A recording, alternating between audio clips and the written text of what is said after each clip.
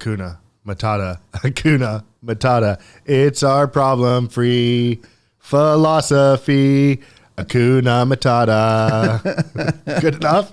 Should have thought that out before. I was even talking about it on the weekend and completely blanked out on it. No, man, that's more than enough, AJ. Thanks so much, man. We're opening up the show. I like that. Yeah. I haven't heard that one in a while. I think only one other person's done it. Oh, really? Yeah. I don't think anybody else has done it, right? So you got 500 something podcast. There's been a few shows. I haven't been able to get to them all, but no, the library's there. Anybody who wants it, it's there. See, I'm a scroller. Like after being a few years in business, I scroll back to them and like I have my like 10 podcasts alike, and I could try to find like episodes that kind of. How far back do you go? I'll go to one. Really? I'll go right to one. If it resonates me with that season in business or construction, I'll scroll back to it. I never understood podcasts that did seasons. Like season number 2. Well, I'm talking about me personally, what season I'm in, right? Okay, so like, you go through the journey of like, grinding out on the tools. It's like, I need that blue collar guy. I need the, rough and tough around the edges kind of guy. And then I'll find those episodes. And then you kind of say, hey, I hired my first guy. Let me just find some episodes about hiring people. And then, bringing in like, fractional CFO or bringing in a marketing agency. And I just listen to what resonates to me at the time, right? That's how it works, man. So I think we're doing something right. It connects with some tradespeople, so it works really well. It's free info, man. People don't realize how much is on the internet. Like it's there. You don't need to go to school. Like, you don't have to figure it out as you go, like fast track. I'm not going to disagree with you on that, man. You want to know where a path goes? Like ask the person on the way back. You were saying just before we were coming down here, you were saying like you've been on a lot of shows, like twice a week. You get on people's shows? Once a week at least. Yeah, I try to get on a podcast. Different variety of different shows. Yeah, a variety of shows and stuff like that. But usually they're all like entrepreneurial kind of shows and kind of like business owners and that kind of like self development. I'm in that season right now where it's like really concentrating on myself and who's around me, what I'm giving back to people. So. Yeah, nice. I find a lot of podcasts like that. So, yeah. Nice. Let me share the deets. AJ Cappuccitti? Close enough. Yeah. No. How is it? Cappuccitti. Cappuccitti. Yeah. Italian? Yeah. From where? Soda. Okay. Yeah.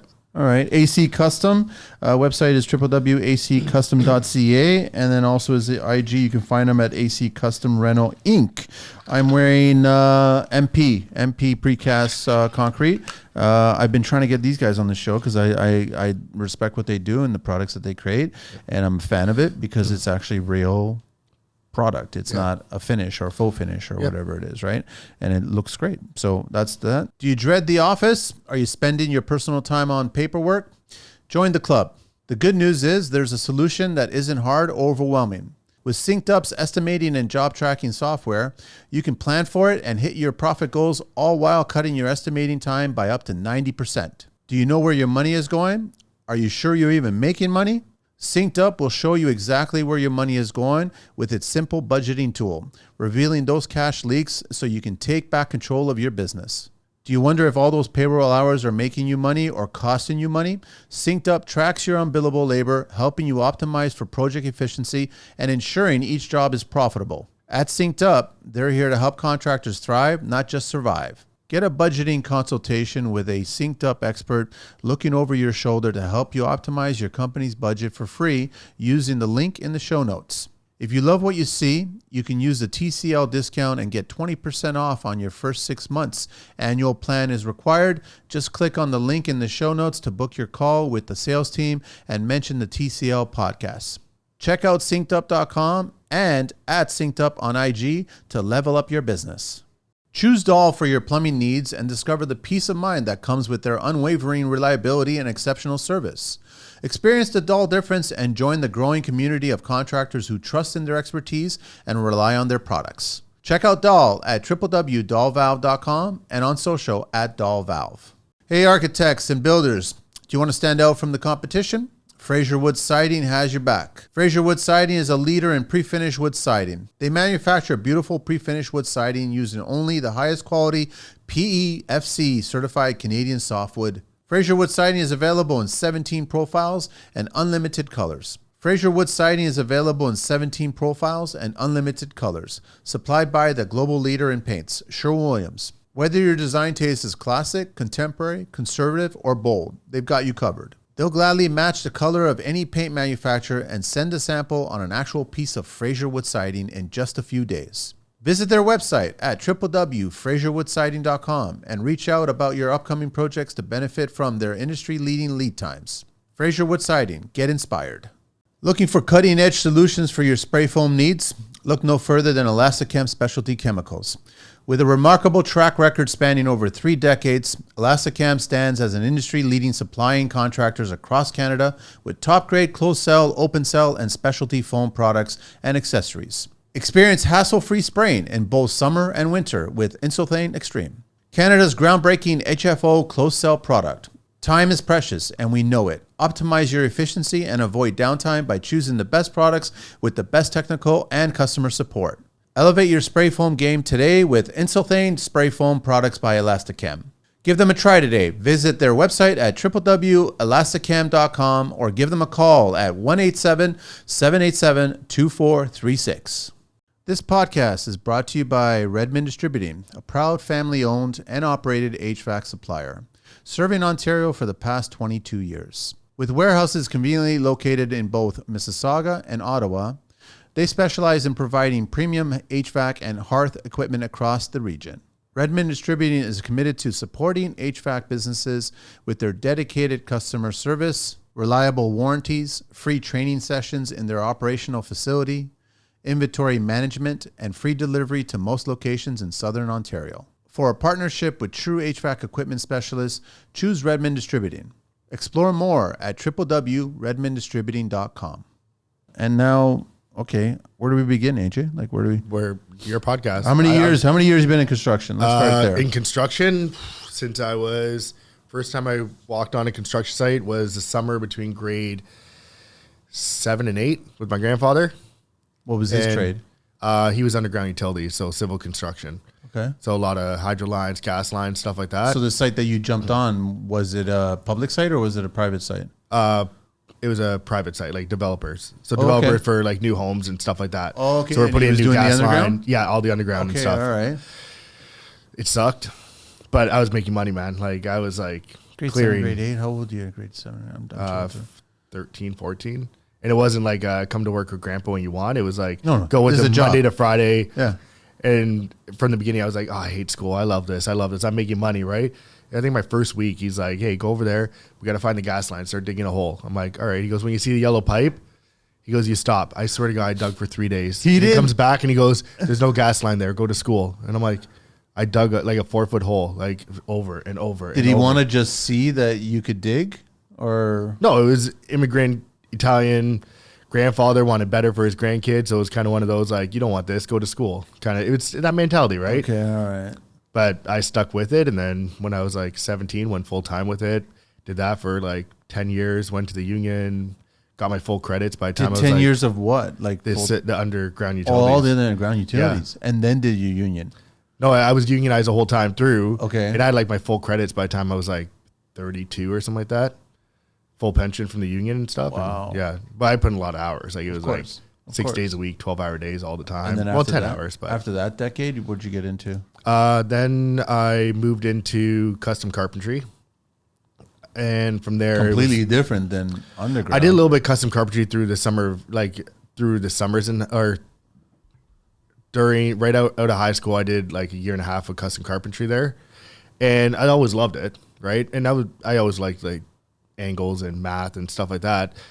So when I went off my own, it started out as custom carpentry, just feature walls, built in stuff like that. And then someone asked, "Hey, can you do hardwood floors?" I'm like, "They can do it, I can do it," kind of thing, right?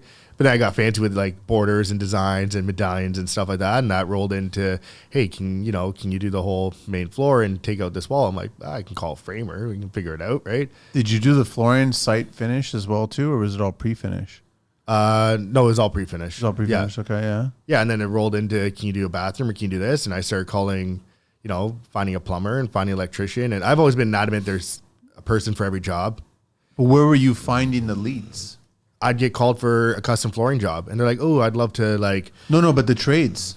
So you were like, they asked calling. you, "Can you do this?" You just cold call. Cold call trades. They didn't know who you were. I went out for coffee with them and stuff like that, and met up with them, and I got a good vibe, and they were good people. I started working with them, and just slowly, gradually got a full army of sub trades. Now we can do a house from the ground up. Yeah. Yeah. And that was like, how long has AC been around now? 3.5 years. Okay. Yeah. And how's that going?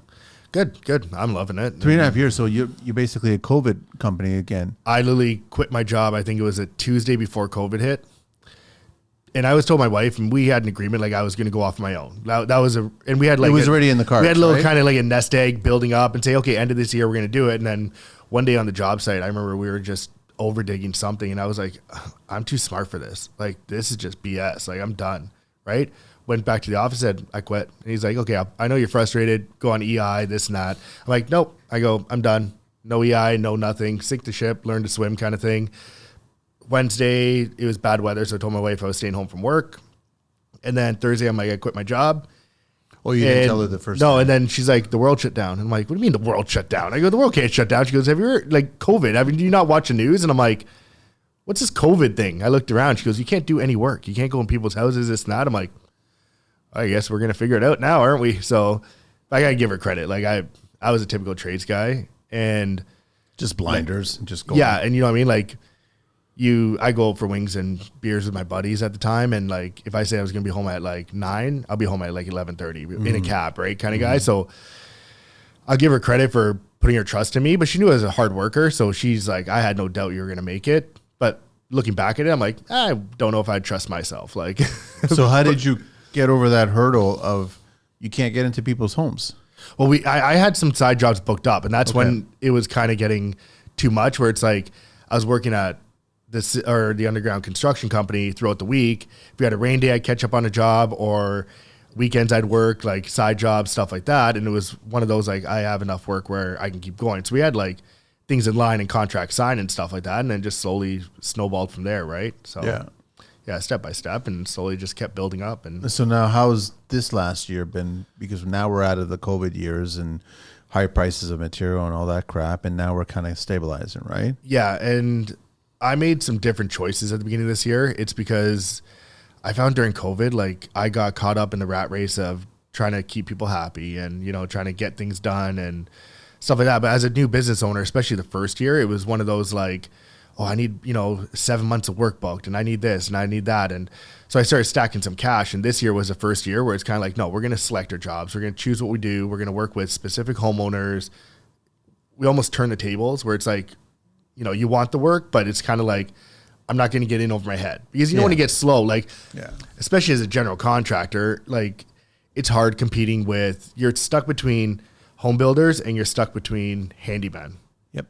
So now, like, we don't do like the powder room. You come in like, all my vanity switched out and the tiles in my powder room changed. That's not I'm like, part of your I go, honestly, for me to come in, it's not financially feasible for you. I'm not trying to be that guy, but like, before I'd go in and do that. And now I'm like, well, now I'm making $50 on the whole job, and I'm spending a week doing this. I'm like, it's not worth my time, and it's not worth to the homeowner. They're actually paying more than they need to. So let's kind of assess and make standards of what jobs we're going to take on. And this year kind of slowed down a little bit, but we're steady. My guys, always got hours coming in and stuff like that. And like, how many you got on the crew? I only have one labor, one admin, and then you sub everybody else. Everyone else is sub. But honestly, that's my motto. It's like, there's a guy for every job, and just, I don't have to babysit. Like, and you're loving, well, I call it trade sitting, but you're loving the management side of everything? Yeah, I'm really loving the management, where now I'm seeing so many like downfalls with trades guys. In what respect? I'm seeing guys break their backs when I'm like, you've been around for 10 years. Like, you don't need to be, killing yourself on the tools. Like, so I've actually gone ahead and started a business solutions company to help guys with SOPs, manage your KPIs, automate things, build out CRM systems and stuff, because I'm like, there's so much value in that. Yeah. And that's what I was talking about earlier, like different season in life. I feel like I'm in a different season of business right now, where it's like, I've been able to take, and my business has done well, where now I feel like I want to give back a little bit, and I can have a little more passion in what I do. And I always loved like the contracting part of it, but now I see some of my trades and like they're pulling their hair out. And you know how it is on the job site. Like, I see them pulling, like, writing notes on the side of their boot. And I'm like, guys, there's a better way to do this. Like, we're in 2024. Like, you should not have paper. You should not have, like, I understand there's days, but. Do they all think that it's like, if I take this one step forward, I'm not really going to move all that fast. So then it's not really going to advance. So I'm going to revert back to the way I've always done it.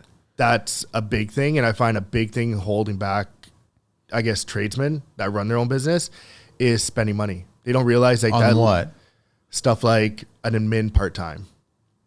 Okay. Like not having to answer the phone 24 hours a day, 7 days a week, like it changes your life and it makes your job better. You're not scrambling on the job site. I agree.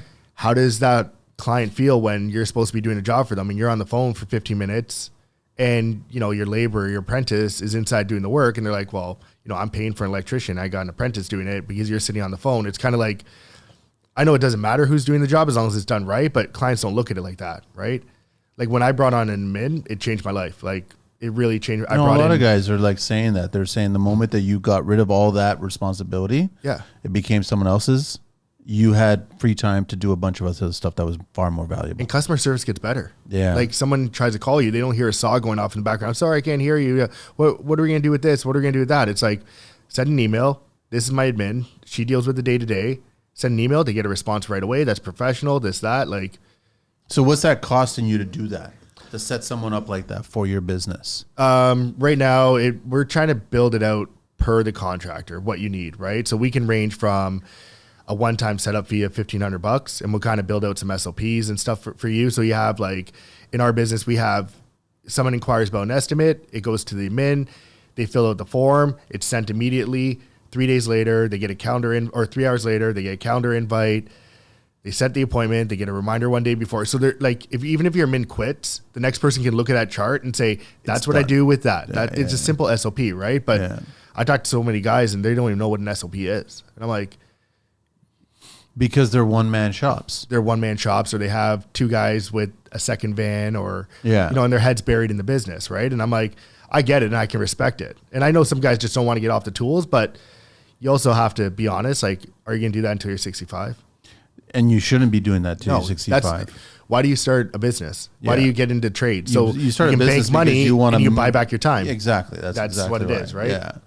So did you start calculating all the profit that you could possibly get and all the time that you could possibly save? Is that the reason why you started realizing, if I keep on going down this path and I'm handling everything and I'm on site and I'm estimating and I'm managing all the crews and everybody, that like, there's no time for me to do sales, little bit of time to do sales. So you can't move the business forward. But then you started realizing, if I let go of this, I make more money and I have more time. That's the cause and effect of it. That was a cause and effect of it initially. And then slowly got into, again, buying back my time. It's like, what was my time worth? Like, someone's asked me, do I want grays or blues? And I'm like, that's not a decision for me. That's, even with my wife, like I would come home and I'd show her a shower we did. And she's like, why would you go with the 3x6 subway tile? Why don't you go with the 9x4 beveled edge, triple end glazed this? And I'm like, what are you talking about? I don't care. Just pick a tile. Like, they just picked a tile. I put it in. That's all that matters, right? But she's always had an eye for it. It's the client's decision. It's their bathroom. Yeah, but she's always had an eye for it. Yeah. And at that point, I'm like, you know what? You might be actually pretty good at this, because she stayed, like, we've gone through 3 houses and everyone's like, even when we sold our houses, the agent came in and said, I don't need to stage it. Like, your wife did a great job.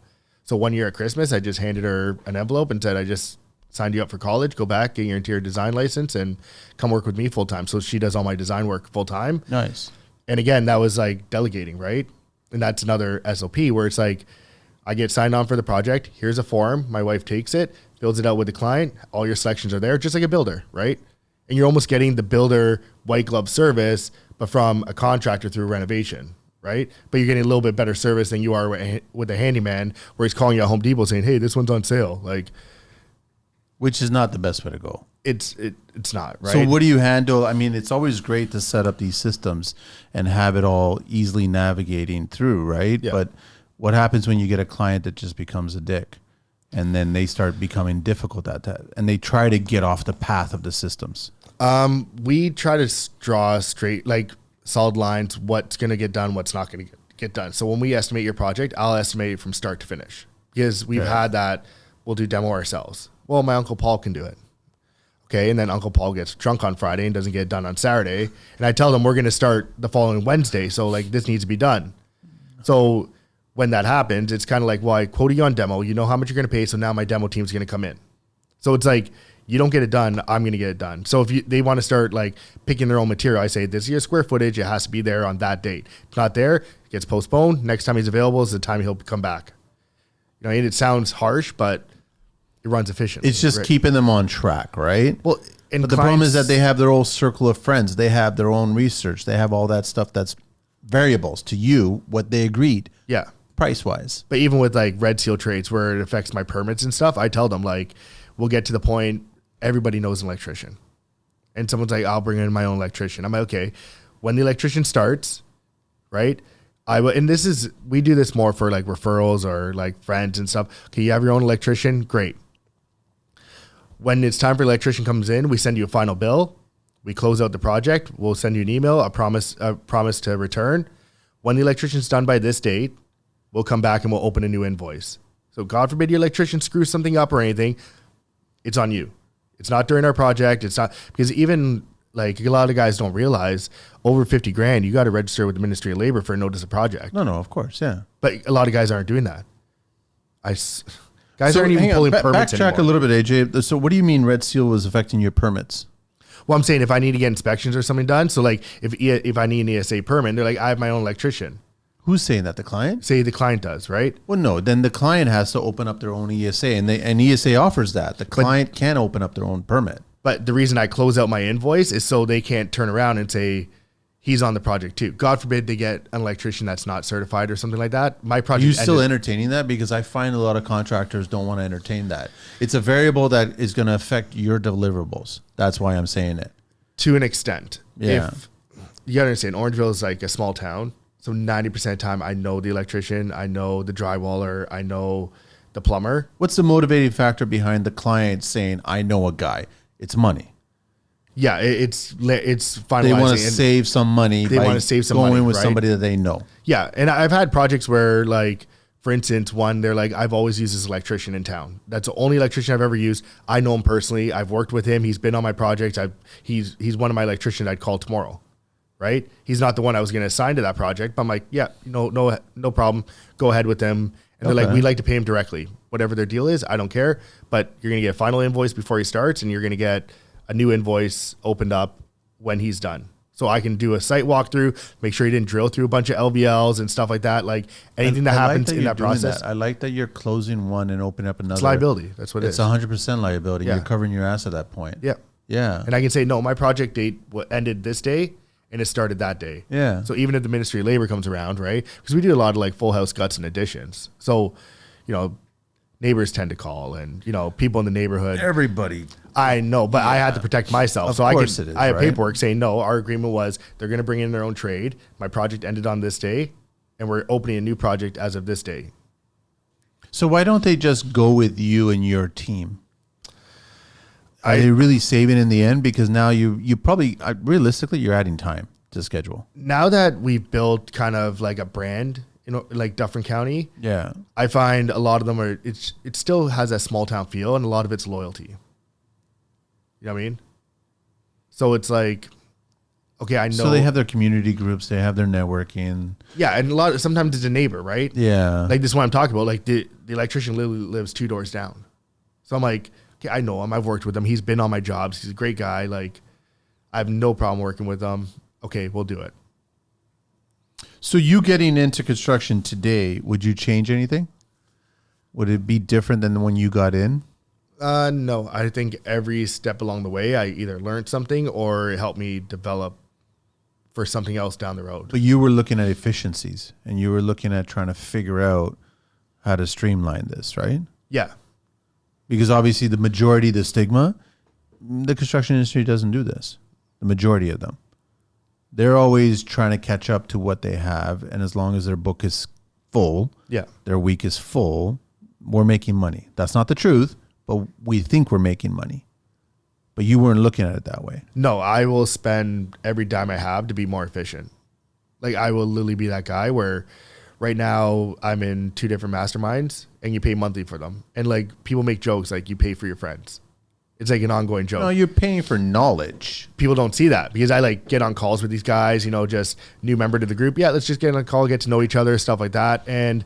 But like I said earlier, like you want to know what's at the end of a path, talk to the guy coming back. I find it streamlined me, right? And I think this business solutions thing is really hoping to open some guys' eyes that, like, you know, you spend a little bit of money, you put yourself out there, you invest in yourself, it's going to come back tenfold.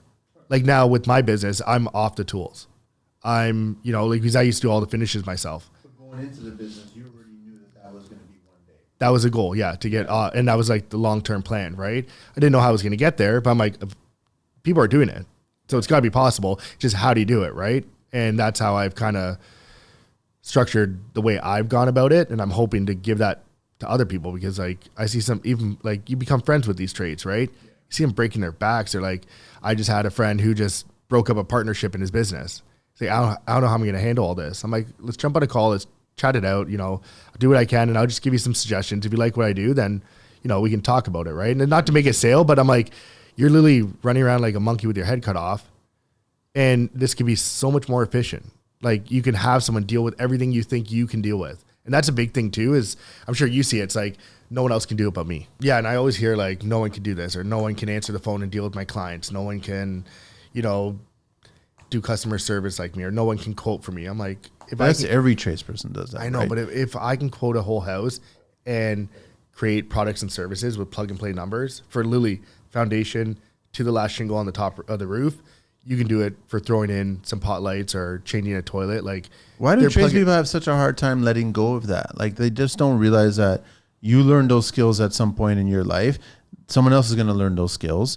And so, or you're going to teach that person, let them excel, and then you get off the tools.